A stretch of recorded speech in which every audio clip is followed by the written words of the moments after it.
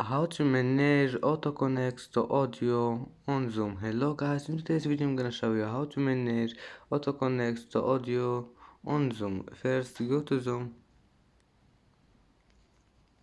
and then click here these 3 points, click on it and then click this one, meeting,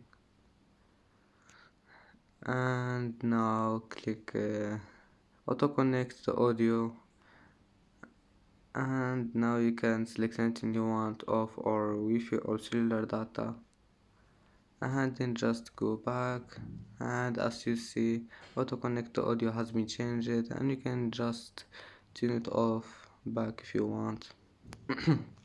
And that's how manage auto connect to audio on Zoom. If you like this video, don't forget like and subscribe, and see you in the next video.